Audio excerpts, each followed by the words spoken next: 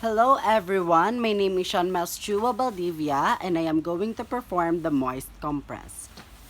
Definition: it is a warm, moist, local application to a body area. Assessment: assess for circulatory compromise in the area where compress will be applied, including skin color, pulses distal to the site, evidence of edema, and presence of sensation. 2 is assess situation to determine the appropriateness for the application of heat. Confirm the physician's order for the compresses, including solution to be used, frequency, body area to be treated, and length of time for the application. 4 is assess vital signs, especially respirations or debilitated patients before applying heat. Objectives is to conduct heat through moist application to produce local vasodilation, to improve tissue metabolism in an infected area, to increase circulation for an injured area, to promote comfort for an injured area, to hasten suppuration and soften exudates from a wound. Equipment is prescribed to moisten the compressed material warm to 105 to 110 to 110 Fahrenheit. Container for solution, sterile gloves if necessary, waterproof pad and bath blanket, dry bath towel, tape or ties, sterile bath thermometer if available to check the solution's temperature, sterile supplies to replace the wound dressing after the procedure is completed. General considerations are: do not apply war compress when there is a tendency to bleed because of vasodilation effect on the blood vessels.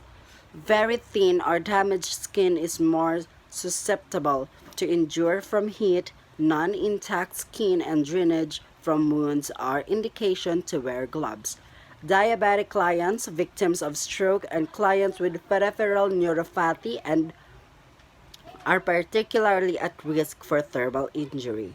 Form is warm, moist, compressed, may either be sterile or clean depending on the area for which they are ordered. For sterile solution use, sterile forceps to wring out gauze to sterile. Precautions are indicated when compress is applied to open wound. And consider age of patient, body part involved, and type of treatment. Determine safe temperature of application to prevent burning. Step 1 is review the physician's order. Reviewing the order validates the correct patient and correct procedure.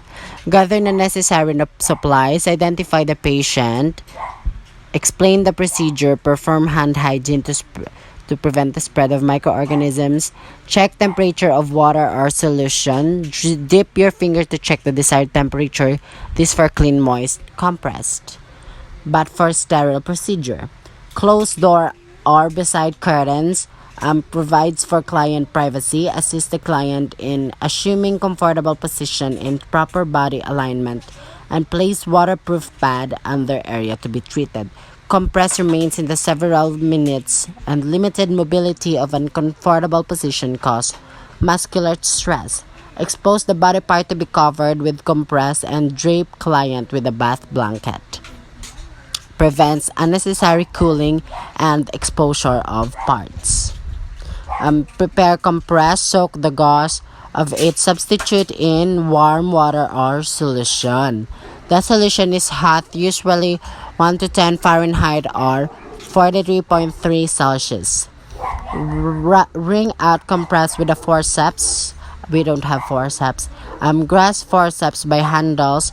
Keep tips down. Using forceps, pick up gauze dressing by edges, keeping one forceps stable with the gauze dressing around the tip of the forceps.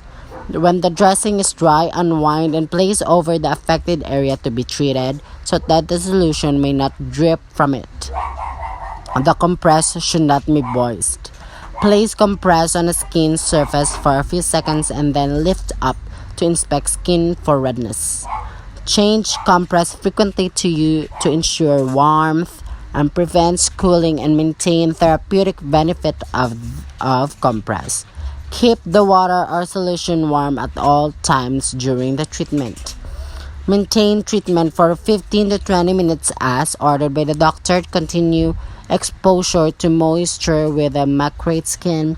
Remove the compress when the prescribed time is reached and inspect the patient's skin and compressed area and dry. Check the effect of the warm, moist compress in the area.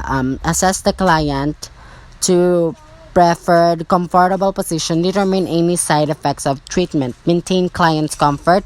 Do after care of equipment and return to the CSR. Perform hand hygiene. Hand hygiene deters the spread of microorganisms. Evaluation. Increased circulation occurs to affected area.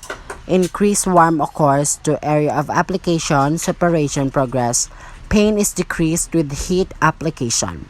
Recording and reporting. Record type, location, and duration of application. Note solution and temperature. Describe condition of wound and skin before the after treatment as well as the client's response to therapy. Report unusual findings to a nurse in charge or physician.